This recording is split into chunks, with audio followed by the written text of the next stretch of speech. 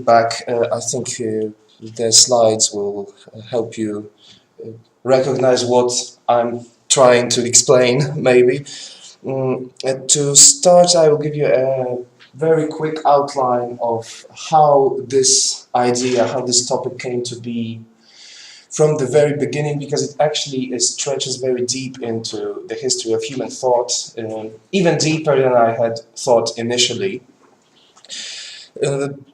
By the way, the picture has two of the most prominent animals in Zaratustra. I mean, Thus Spake Zaratustra by Friedrich Nietzsche, about whom I will be also talking quite a lot.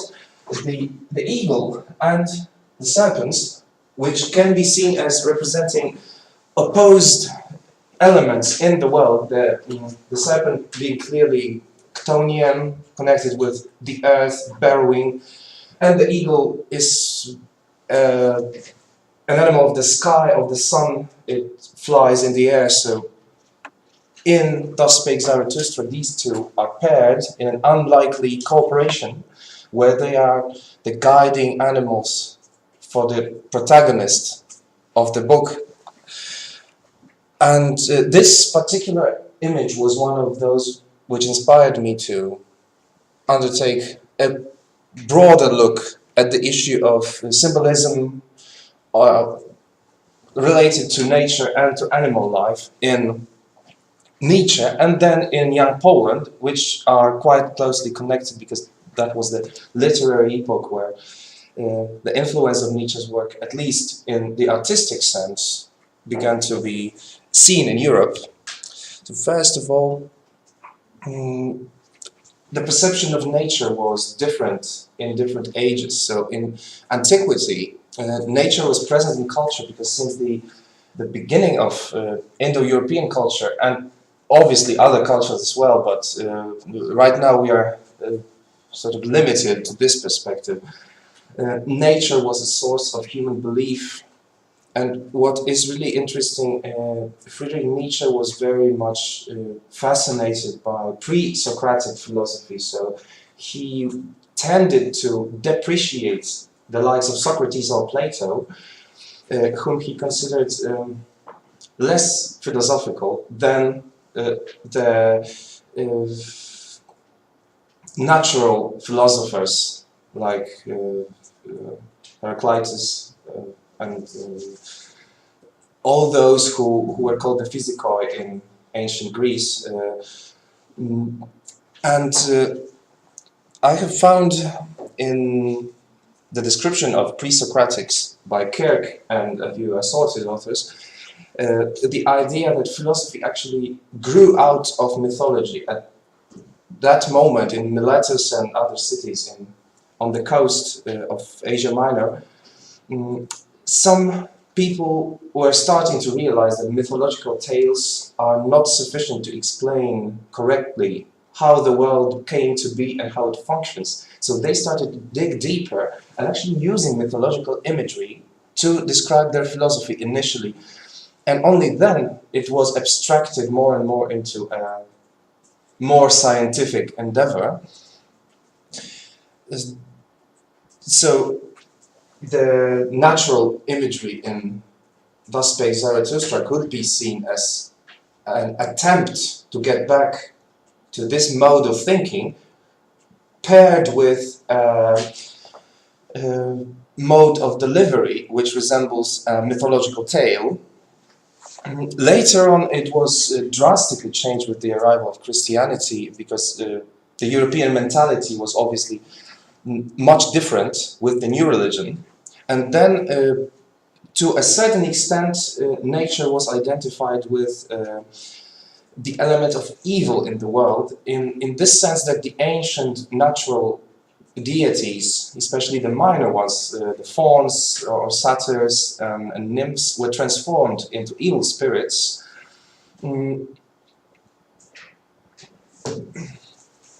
While in the ancient religion, they were also a significant part of the beliefs, and there the elements were not as clearly separated because also the Chthonian gods could be dangerous or dark, but they were not seen as necessarily evil.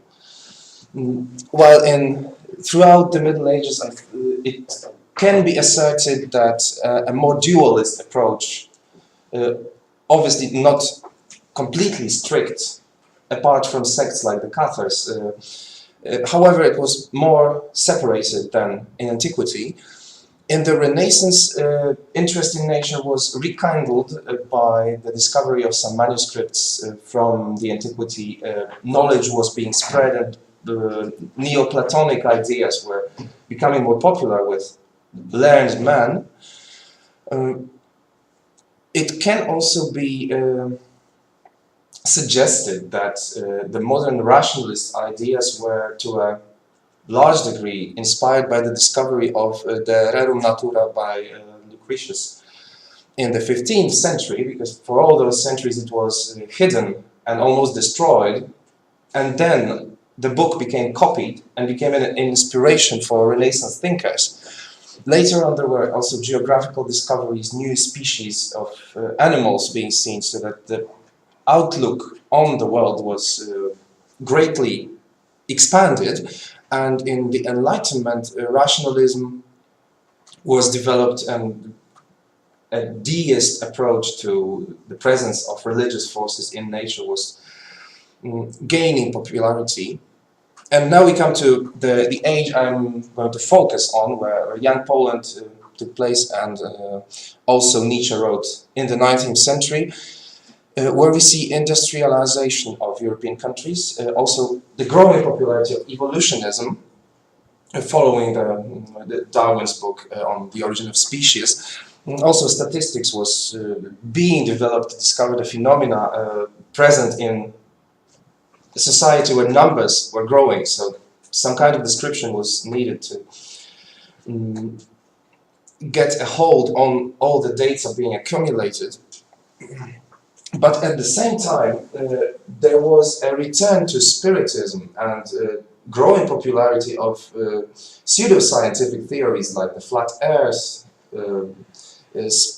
seances with conjuring spirits, all those things which would be ridiculed in the Enlightenment. But in the 19th century, we see two tendencies overlapping and sometimes switching places from time to time. And now passing on to literary epochs, already in mythology, nature was quite prominent, because the major gods were symbols for major natural forces. Zeus could be associated with thunder, Poseidon with earthquakes. Only later on he is supposed to have become the sea god, which is a natural force also by itself. Hades could symbolize death, but also winter, so it is all based on the cycle of nature. Later on, but just skipping through a large portion of European history in this respect, in the Enlightenment there is an unmythological, completely rational approach to research into the nature of the world, but later on this is countered by sentimentalism, which develops into romanticism. And later on fashion changes, so the positivism, which could be described as a kind of realism with a philosophical basis, utilitarianism also being a part of it, it takes its place because romanticism falls out of fashion, and the spring of nations ideals are not as robust as they used to be when it was taking place. But later on fashion changes again, and we come to the age of neo-romanticism. This is the end of the 19th century, and by that time most of Nietzsche's work was already available and could be read by most learned people in Europe and influence them in some way, even if not directly. It could be interesting to them in the sense of a rich imagery of the philosopher's vast knowledge of ancient culture, which he utilized to put his points forward. So all these ancient connections could be used by artists to freely shape their vision based on their personal preferences in philosophy and politics. It was also present in music. In Poland, Karol Szymanowski is cited as an example of neo-romanticism, and abroad it is Wagner, which is quite relevant to the case here because Nietzsche and Wagner actually were acquainted, and even in the early period of their public presence in Germany, they could be considered friends. They were exchanging ideas about the nature of art, and that is when The Birth of Tragedy was written by Nietzsche. But later on there was a change of heart. It is for biographers to determine who exactly changed and who broke off the relationship. But Nietzsche became very disillusioned with Wagner's ideas about art, and he decided to go his own way, since he saw that the decadent strain in European culture, in his opinion, is a symptom of a loss of faith in old ideals. And this also was expressed by Wagner, by his tendency to glorify the past. But then Nietzsche wanted to find another solution, some new idea which could give birth to some new values which could come to be from the transformation of the old ones, instead of dwelling on decadence and expressing it through art infinitely, like Wagner seemed to be doing from the philosopher's perspective. And decadence actually is also a very important part of young Poland literature, especially in poetry, which is much more much shorter and much more condensed. So it has a lot of things described in a few lines. We can see that there are very frequent images of heroes who are trying to achieve victory, but they lose faith themselves.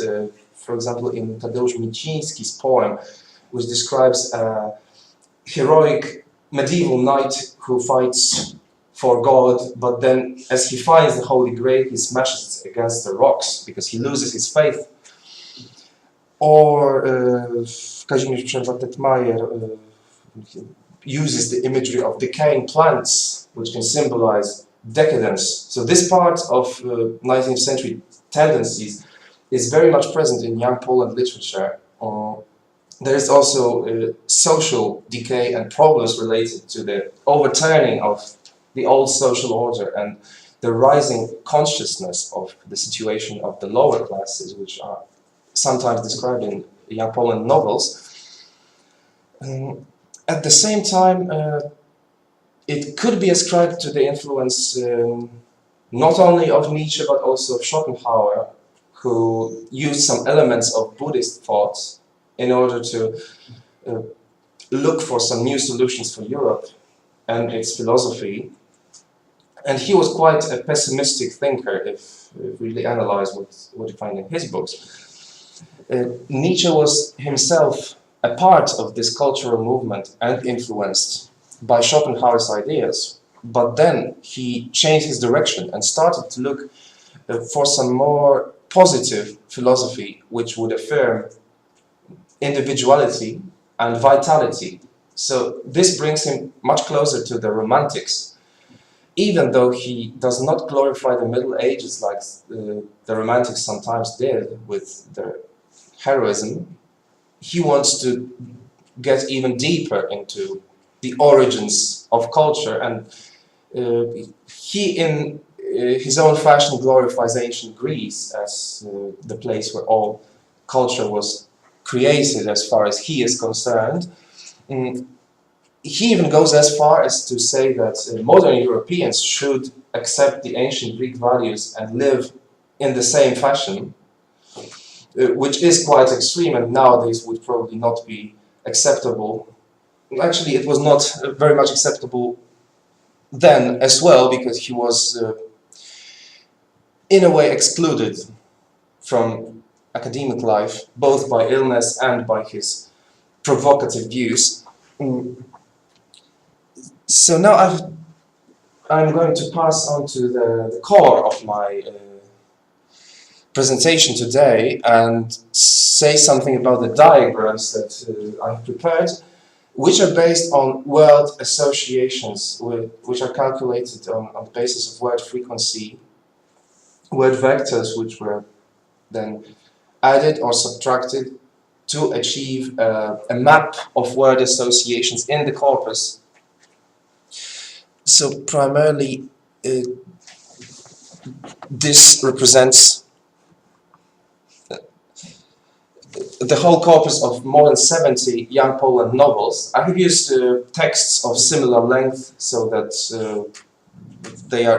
the words are evenly distributed, even though there could be some specific factors which could influence the results, but we'll get to that later. I think right now it is more interesting to take a look at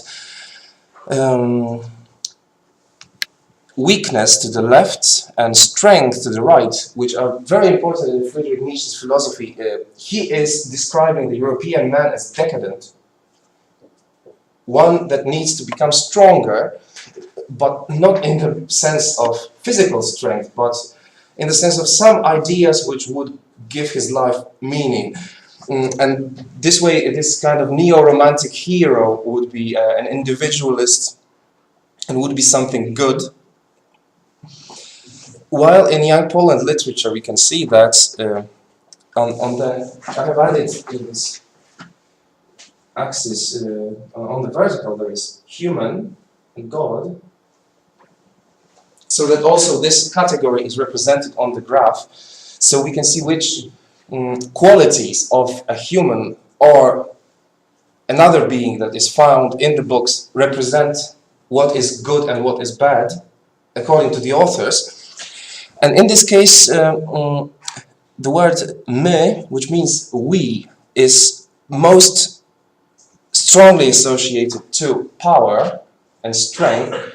So it seems that despite the professed ideology of individualism, young Poland is also very much concerned about social issues, which can be also proven by traditional methods, analyzing the texts and looking for the themes. There are, of course, individualistic characters, but there is also society and greater issues of political importance, not only the inner life of the characters. If we look at the corpus in general, strength is also associated to życie, that is life, happiness, spirit, and the world, so that strength can be both spiritual and physical. Later on we will see that in some categories really the qualities of the mind and of the spirit are more represented, but here it's quite evenly distributed. There is also God, very strongly associated with obviously the godly part of the world, but also with good, even though not as strongly as we, which implies that God can also be described in the novels, for example, as one that abandoned the world. The loss of faith is also a common theme in young Poland works of art. But for the most part, it is still in the sphere of traditional associations with good and what is weak, even though it is probably good. Poczciwy, which would be honest, but also probably somewhat naive, is on the side of weakness. Also, right now I have noticed that Aleś is also on the side of weakness. This means but how could we? So perhaps if someone is on the weak side in an argument and they use this word in Polish, this is reflected in the corpus. Also young, honest in the sense of being straightforward, But interestingly, rich and poor are on the basically same level of weakness. So they can both be probably either weak or strong. The state is somewhere in the middle, so it does have some strength. Man is in the middle, but also surprisingly, for that era where, as we know, stereotypes were quite engendered in society, on this graph, a woman is slightly stronger than man, which could be explained by some tendencies of neo-romantic writers to describe strong characters in general, no matter if they were men or women, but this definitely would require further investigation.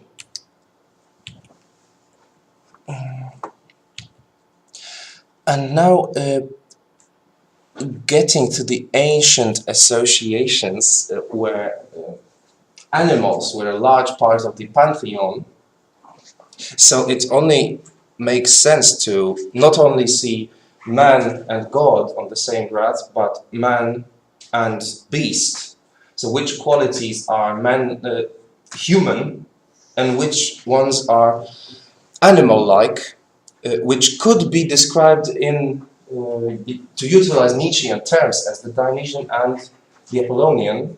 Perhaps if we ascribe to Dionysus all the qualities that are savage and natural, and to Apollo those that are spiritual and perhaps artificial in the sense of being created by man and not coming from their instincts, then we can see quite an interesting division on the human side, and quite leaning to the side of strength, which is here measured on the vertical side as opposed to the previous graph. We see that the most human qualities are mind, will, knowledge, spirit, and here we have some function words that are not as interesting, but also nation, love, suffering, power. All these are human qualities, and there is a large set of words that are found in the middle.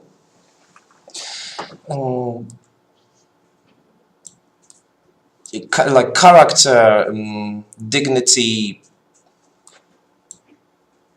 and fear already leans somewhat to the animal side of the graph. So that if humans experience savage emotions, they are described more likely as animal-like than they would be if they were following some intellectual pursuits as characters in the novel, and passing on to more and more animal-like qualities. There is also instincts, mystery, energy, violence,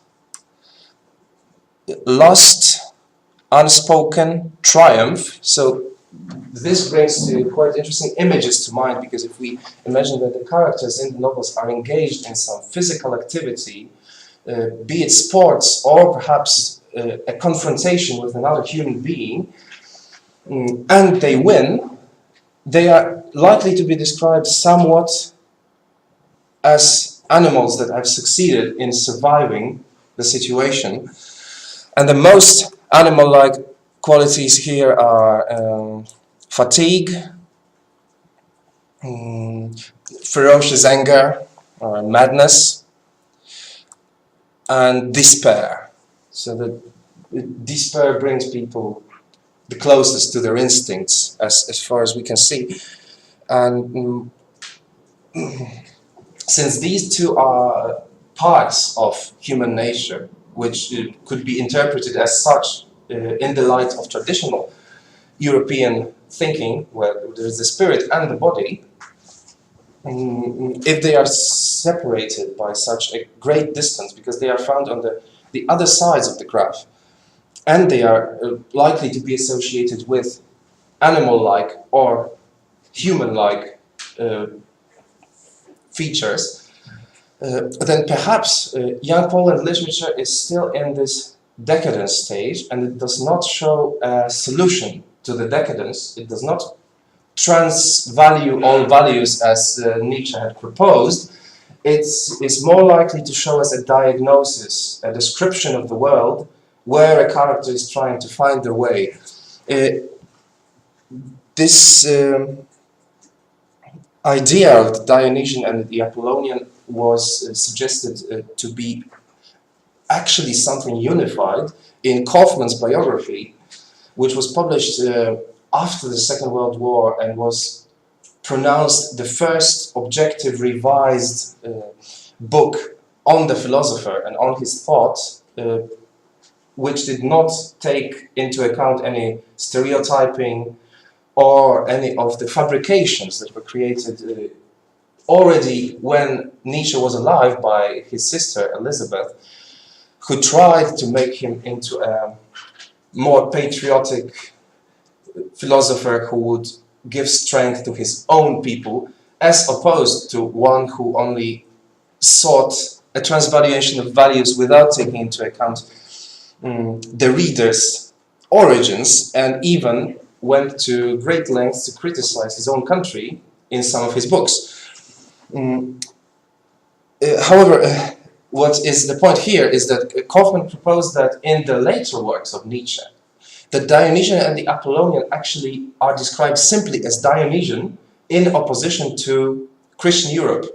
So that traditional European thinking would be countered by this ancient element, which is Dionysus and Apollo rolled into one, which sounds like quite a convincing hypothesis and could be used very effectively to describe some phenomena in European culture, and in this case to describe the growing interest in ancient culture and in alternative ways of thinking.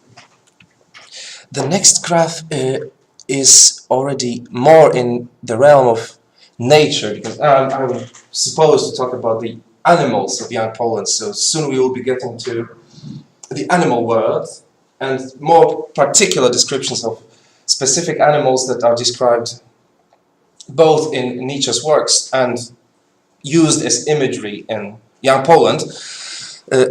Here we have parts of the landscape grouped by their association with strength and weakness, and the strongest parts are mountains, but also the earth in general, the world,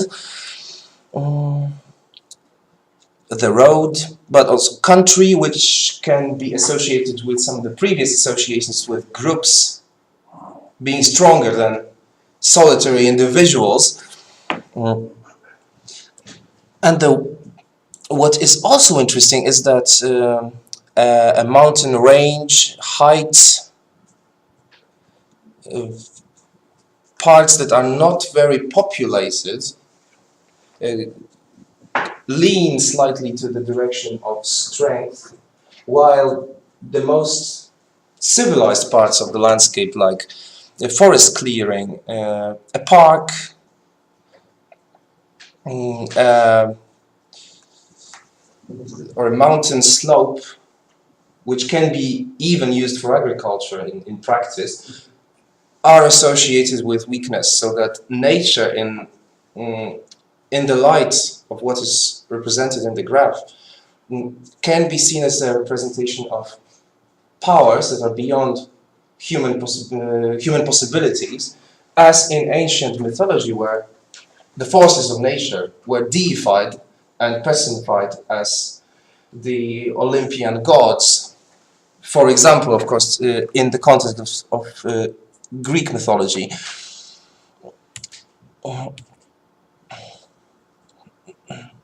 And next, the most significant animals in Nietzsche's philosophy in the young Poland corpus, so that here is the snake and the most snake-like words, and here is the eagle and the most eagle-like ones. And on the vertical axis and the horizontal axis, they are grouped from evil and cunning to noble and good. And this is also interesting because with what can be seen as an influence of the Christian imagery of angels and also of the identification of the Christian God with the sky gods and thunder gods of ancient Europe, bird-related words are good. They, of course, lean to the side of the eagle as the animal they describe, but also to the side of good and noble qualities, even if it is an animal like the vulture, which is not usually associated with something noble, but still it is much more noble than a snake or an adder. Here is a snake actually being quite neutral in the sense of being good or evil. An adder is found to be more evil than a simple snake because it has poison, probably. But even such words as monstrous, płaz in modern Polish means amphibian, but in antiquated Polish it could mean a reptile, like a snake. And even this is not particularly evil. And neither is a cat or a viper or a wasp.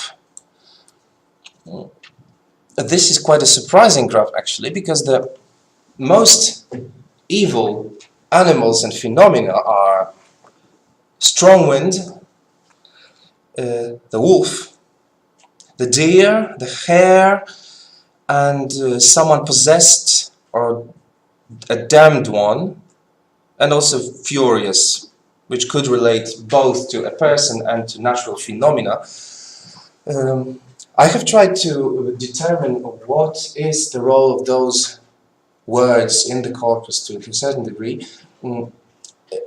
What I can say about the deer and the hare is that they are in descriptions of everyday life or of nobleman life in the books, very likely to be cunning opponents, and this would be the source of their perceived evilness as ones that deceive humans and cause them frustration, while the wolf has been traditionally associated with evil, not only on the daily usage level in language, but also in mythology, especially in Germanic sources. We have the Fenris wolf, which is the devourer of gods, the animal of symbolizing evil, winter, and even in Old Norse, the same word as wolf could be used to describe a criminal on the loose. So that this ancient stereotype of the wolf as one of the most vicious animals is confirmed in this graph.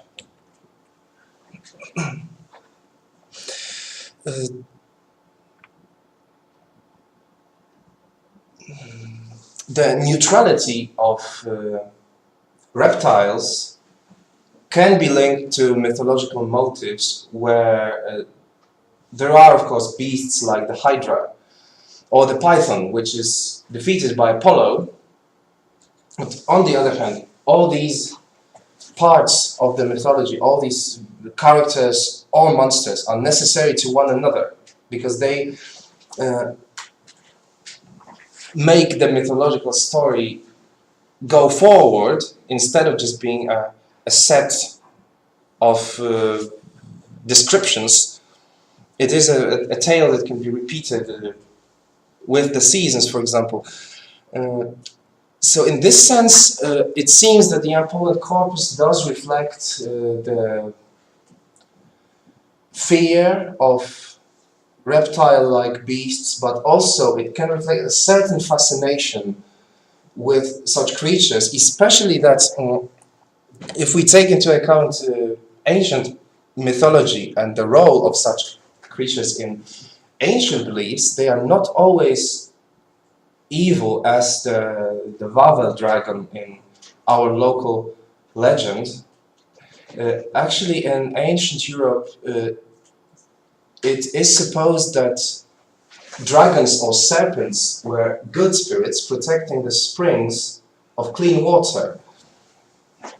In some other mythological stories, they could represent enemies of the solar god as the Chthonian ones, but both parts are necessary to a full image of the mythological world. And Zeus himself could be represented as an eagle. Here is a Renaissance engraving of Zeus capturing Ganymede and taking him away. And here is another version of Zeus, represented as a snake. So he also had a Chthonian aspect, even though he was officially and most popularly a thunder god and a sky god. So here we see that the duality of associations that is exploited by Nietzsche to achieve his goals and to show how his philosophy should connect the Apollonian and Dionysian into one, can also to a certain degree be found as a reminder of ancient thought in European culture, even as late as the 19th century. Of course, more in-depth research is necessary to find out how much of this fascination with natural forces is a remnant and how much is a new invention. But with the growing accessibility of ancient texts, it can be assumed that at least some of it was actually rediscovered and utilized by artists to forward their artistic visions. And here I have included something that is based on two other animals which can be maybe not so obviously opposed, but they belong to different realms. So to the downside we have the cow and anything that associates with the cow, and here is the lion, which gives us quite an interesting collection of words related to the life of shepherds, or to the life of the country in general. And they are also grouped based on their evilness or their goodness. And quite interestingly and surprisingly, once again, the insect is the most evil animal in the corpus, which could be the result of use of some expressions in the Polish language describing a person as angry as a wasp, for example, or of an insect that is a nuisance to the characters. Another evil animal is the goat, which was in antiquity a large part of the identity of the field gods, of the minor gods that took care of nature and mountains. All the satyrs are half human, half goats, and later on they become evil spirits in Europe. So this is probably reflected here, and also perhaps in folklore the goat can be perceived as simply a difficult animal to tend to, as opposed to the cow, which is quite good. Other good animals are pigs, horses. There are also quite there's also quite a lot of words that are actually related not to animals but to people who took care of those animals, because when we see such words as chłop, which could mean a man, but also a peasant or a representative of this class, There is also człowiek, which is a form of the word for human, which could be used in a regional dialect in the villages, perhaps. Especially that there are also words like dziewka, young girl, kum, which could be a friend, but I think also it is a brother-in-law, isn't it? A co-godfather, actually, also. It is also preserved in Serbian. In Serbian, kum is brother-in-law, as far as I know. So.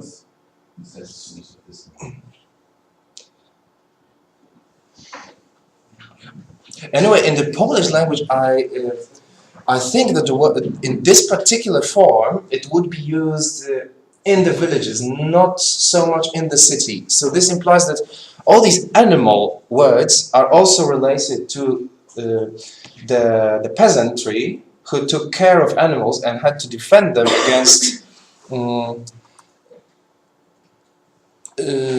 predators.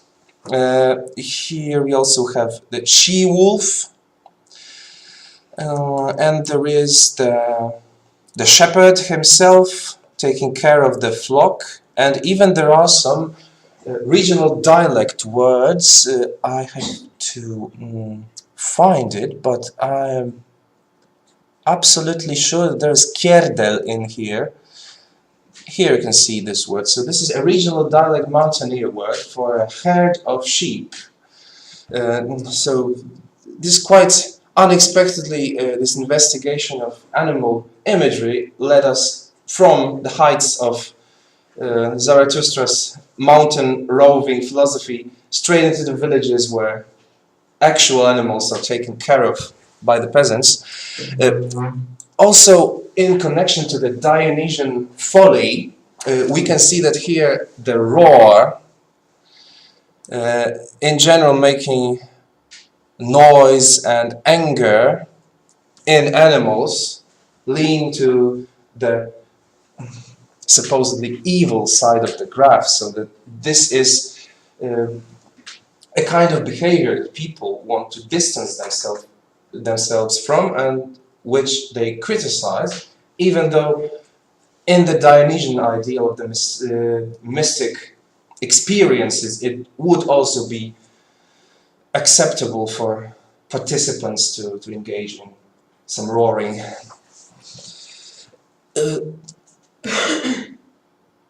lion can also be interpreted in an ambiguous way, because in traditional imagery, even if we look at the crests of such countries as England or Norway, the lion represents knightly courage, noble features, strength in the sense of prowess. But in such well-known texts as the Bible or the works of early church writers, the lion can also represent Satan.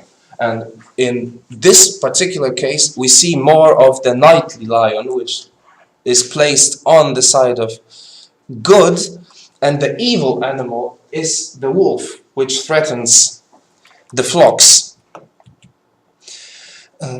There are also some more particular associations with those words. I have actually checked collocations in the simplest way possible by using Antkonk, and I have discovered that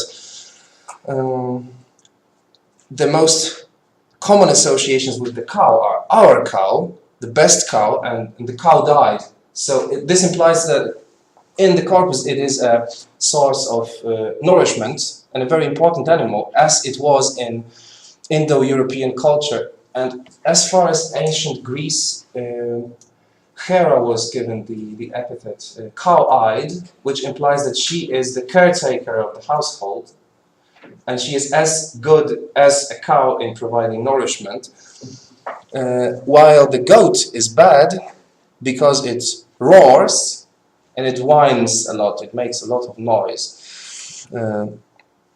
So this is, once again, very simple imagery in the case of domestic animals, which could also be linked to the vision of the world in ancient, even proto-European societies. So now, in conclusion, what should we do next?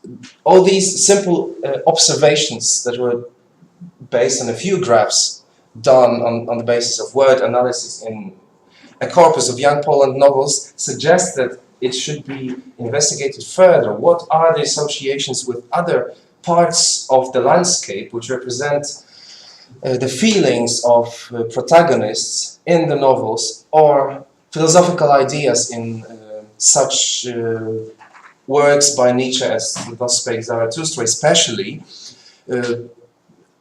such parts of the landscape as caves or forests could also be seen as having a symbolical sense, which should be investigated further. I have also not engaged in an investigation of city imagery, since the subject today was the animals in nature. There are also some less popular animals which are hard to be found in the corpus because of their non-presence in Polish life, like the camel, even though the camel is a very important symbol of a philosopher in Zaratustra who is so burdened with knowledge that he has to become something else to unload the burden.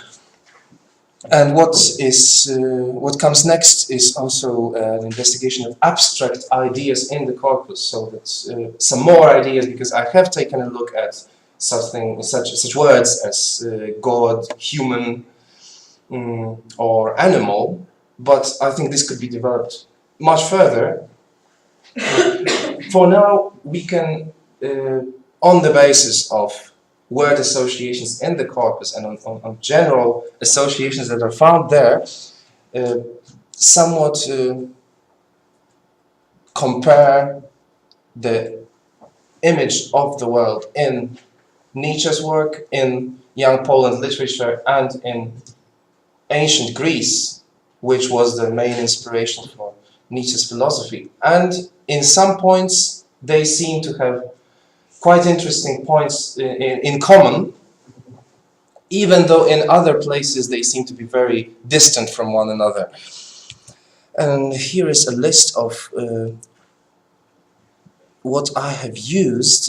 There are some books here about ancient Iranian mythology, which is related to European culture quite distantly, but it does reflect some of the same frames of mind. For example, the reverence for the cow as the nourishing animal is also found there. And it also was an inspiration both for Nietzsche and for young Poland artists who utilized imagery from very distant mythologies to create a stronger artistic effect. So I think this subject, even if we remain within the scope of animals, young Poland and mythology, can be developed much further, so that we come to much broader results as far as particular animal symbols are concerned. And I hope you have enjoyed this presentation, and I would like to encourage you to ask questions in whichever language you like. And thank you very much for your kind attention. Thank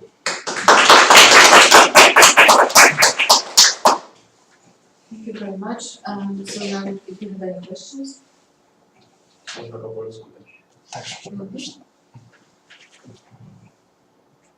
So I might start, because I actually have some questions. So thank you for this very interesting talk, and I was wondering if you thought about, or if you tried that to take a look how those animals that you've detected that are quite visible in the literature might also be visible in other media of young Poland culture. like in paintings, if they appear more frequently or less, or and another part of this question, similar, that would be whether you thought about. I'm not sure if there are such corpora that you could compare with, but like take a look whether the same animals were popular across various young Poland movement, which would perhaps ground it even more in the ancient history. In the inspiration of young Europe movements in ancient culture. Speaking of paintings, I also have investigated some young Poland art in this respect, even though it is difficult to quantify such data. But there are representations of animals which can represent all kinds of symbolism. And by that time, 1890s, I think, for example, scenes coming from the Christian tradition, where there is a serpent or another representation of evil, already have an element of fascination, so that it is not a depiction of an evil creature, but it also shows a character that is fascinated by this presence of the evil spirit. So it is quite often symbolic and ambiguous, just like in literature. But I would have to look further into that. And also, as far as animals are concerned, I have looked into some of the collocations simply by a quick look at words in context. And obviously what we find most frequently are the animals that are present in Poland naturally. So these are hunted by characters in the novels, and there are also domestic animals. And the rare ones are very infrequent, and quite often these would be symbolic, I think. Even though the case of the wolf shows that it's not such a common animal, it can be a very strong symbol, even though it is found naturally in our geographical area. Thank you. Other questions? Go ahead. Polish, English. I might have a question. I'll ask you in English so that shows it in Poland as well.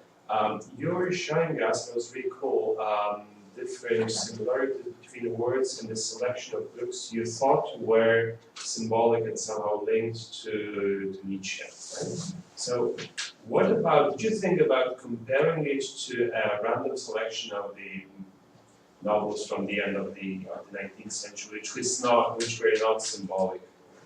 Or with the selection of novels written or published 30 years later, when symbolism was not fashionable anymore.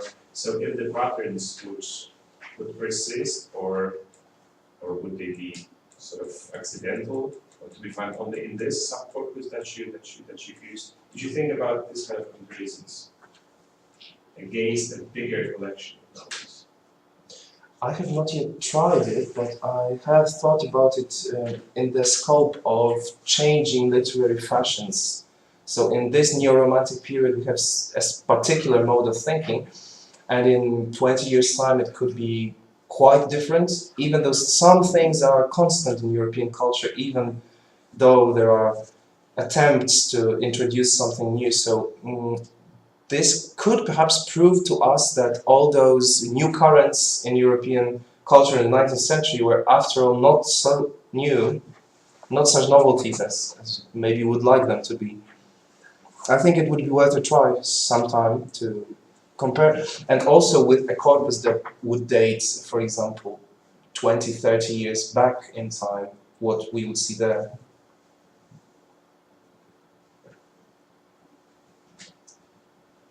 Yeah, just to comment on that. I was thinking about that watching your presentation, because if you look, and this is changing geographies as well as time, but if you look at Victorian literature from 30 years prior, there's a lot more of a scientific comprehension of animals. Even when they use animals in a mythological sense, they're still very much like looking at them through the lens of science, and there's references to taxonomy and kind of studying these animals, even when they're like highly fantastical or mythological. reminded me of like Charles Kingsley's Water Babies, which is like a very old myth about a boy who turns into a water creature and then goes underneath the water. But all of the creatures he sees there, he talks about them as if he's a scientist and like is describing all their features. But here you don't seem to see that at all. And I think that actually is maybe characteristic of end of the 19th century, just kind of push back against that, return to like ancient ideas of and animals as like abstract, symbolic. This is a very good suggestion to compare these epochs in literature. Actually, some essays on Nietzsche's philosophy that I have recently been browsing have mentioned this fact that even though he writes that he wants new ideas to be introduced, he actually could be seen as part of a pushback against the Enlightenment mentality, which wanted to describe and taxonomize everything, and he is looking for some kind of romantic flight of fancy. So this could be the reason why this vision is so different.